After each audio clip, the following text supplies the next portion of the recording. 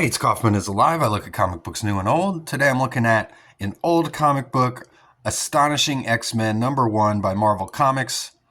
30 years ago this month, Marvel was finishing up the Age of Apocalypse. So I wanted to get into some of these Age of Apocalypse comics and start reviewing them. I have already done X-Men Alpha #1, which was the first issue of the Age of Apocalypse. And I've done X-Man #1 as well, which was the cable book that became X-Man. And so the cool thing about Age of Apocalypse is, if you didn't know, was Marvel basically stopped publishing all the X-Men titles for 4 months and rebooted them all into these different titles. We had Uncanny X-Men become Astonishing X-Men, for instance. Wolverine became Weapon X. You had Generation Next, which was Generation X. Obviously, Factor X was X Factor, and so on and so forth. So we're just telling all these stories in a world that existed without Professor Xavier, basically. So Magneto, he's taken on the role of the leader of the X-Men. This was such a phenomenal series when it came out. It's always been one of my favorite comic book series. All these books have been, just this entire run was incredible. I know there's a lot of people that maybe weren't fans of the Age of Apocalypse. They didn't like the fact that they stopped publishing the main X-Men lines and just switched everything up for 4 months. But I thought it was a really great thing, and they're still going back to it to this day.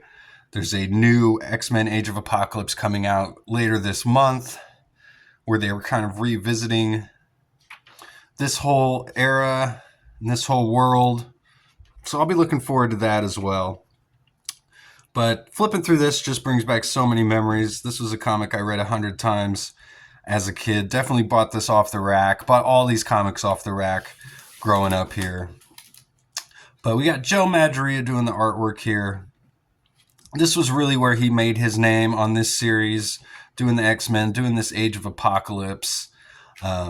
He had done a little bit of image work before then, and then after this, he did Battle Chasers, of course, but pretty much bounced out of comics. And from what I know, kind of got into maybe some video game character design and stuff like that, which probably paid better, to be honest. But this stuff still really holds up. It was so influential. So many copycats started popping up of Joe Madureira's work back in the day. He had these huge anime and style mouths is something that always would pop out to me, and just the giant figures too on like Sabretooth here. He looks like Savage Dragon or something with how massively ill proportioned he is. Some great characters in here though as well. I love the costume designs too of all these guys. Some of them have like this Magneto look to their costumes in like a tribute to their leader almost. Man, just so many cool things to talk about. I really don't even know where to begin here. We meet this new character, Blink, here, which I believe is a Joe Madureira creation, very much an anime girl style character. He probably just wanted to draw like an elf or something. And I've always loved this version of Sunfire. So we flip through these ads here. Great 90s ads. But I've always loved this version of Sunfire. This costume, the look, the mask is really cool, really unique and original. So Blink and Sunfire, they've teleported out of the middle of this coaling field where all these people are being just wiped out. All these humans are being wiped out by apocalypse all over the United States. And Blink and Sunfire have returned there to tell the X-Men about what's going on here. And one of Apocalypse's henchmen, they call him the Prelates, he's coming through the portal, but she closes it on him right as he's coming through, cutting him in half there. Then we see Apocalypse's base in what used to be Manhattan. And we've got his servant Rex here, who I believe is maybe Mastermind, I think, is who this character actually is. There's a lot of characters in this Age of Apocalypse universe who are in different spots or are maybe going by different names. We have villains that are now heroes and heroes that are now villains. So it was always cool going through these issues, when they come out, and just the constant world building that was going on in each issue was so much fun. And, seeing characters you may not recognize and then figuring out who they are later on was always a lot of fun. I love this panel of Apocalypse's face here. He's smiling. He knows he's about to find the X-Men here in their base. Then we get a good scene here with Gambit showing up. So we kind of learn about their relationship here with Rogue and Gambit, and we learn that Rogue is with Magneto now. Gambit and Magneto used to be best friends, but they're not anymore. And Rogue has a child with Magneto even. And Blink's not a fan of Gambit. She interrupts them right as they're about to kiss. So she breaks all that up. Total cock blocker, that Blink. She says, or Gambit says, feel better, Petite? She says, not while you're still alive. He says, good news then, because it don't look like I'm going to be that way for much longer. And he jumps out of there to go join his externals team here in his own book. So we got Rogue here, and they're going to go and investigate these Cullings with Blink and Sunfire. And Rogue's putting together her own X-Men team here.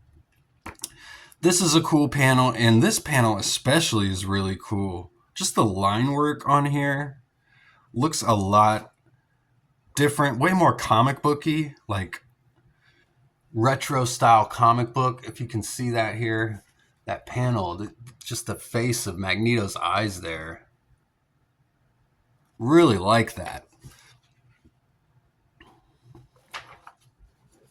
So we see a flashback here to Magneto and Xavier being killed by Legion here. Bishop was there as well. And like I said earlier, this takes place after X-Men Alpha. So the X-Men have already met Bishop. Bishop's already told them that this reality isn't supposed to exist. And so Magneto here, he's debating whether they should fight to, return reality to its original form, or do they want to stay in their own existence? Because they have their own lives, as you can see, and like Magneto has his own child and everything. But even so, he's going to fight to bring reality back to how it's supposed to be. So we get this goofy scene. Magneto comes up on Quicksilver and Rogue, who are like family now, technically. And we find out that this isn't Magneto, it's actually Morph. So we get, again, Morph, another great character here who was a big part of the X-Men cartoon and got killed off, and he was never really a big part of the comic books. Just a very minor character, but they've brought him into this Age of Apocalypse, and they've turned Morph into a new character, kind of rebooted him here. Rogue makes a joke about how, wasn't it just yesterday he was that morose little changeling? Quicksilver says, yes, possessed the ugliest purple headpiece costume ever, if you remember his original costume. And she goes, it was pretty hideous. Quicksilver says, what did Father used to say? Any shape imaginable, and you chose that? So a funny little bonding moment between these two. Quicksilver is asked by Magneto to take over the other X-Men team while Rogue takes on this team, and they go on their mission here. She says she'll never say goodbye to Magneto because that would mean that they'll never see each other again. Then we see Bishop here for the first time in this issue. He's wondering why they're throwing their lives away, he says. And Quicksilver's saying that they're not cowards. They're going to fight for their world. And we got Bishop saying, indeed, and I'm certain the professor wouldn't have it any other way. So a great first issue here, setting up stuff. I mean, really no big battle or anything, but we're kind of just learning all the characters here in this first issue. But a really fun issue with some fun artwork in here by Joe Madureira. And I just love all the little character building going on and world building. One of my favorite things about the Age of Apocalypse was just, again, is the world that they're building here. And we get a map, which is always fun to look at to see like what's going on in this crazy world.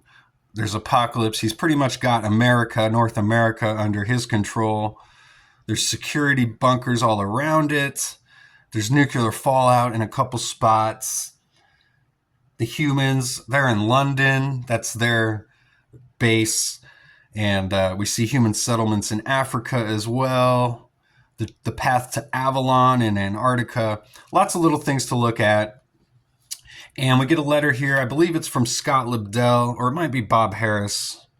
I think it's Scott Lobdell because he's talking about Bob Harris here. So, but they're just talking about the creation of the Age of Apocalypse and how they came to conceptualize all this, how they chose who would be the one that would kill Professor X, which ultimately they chose Legion here.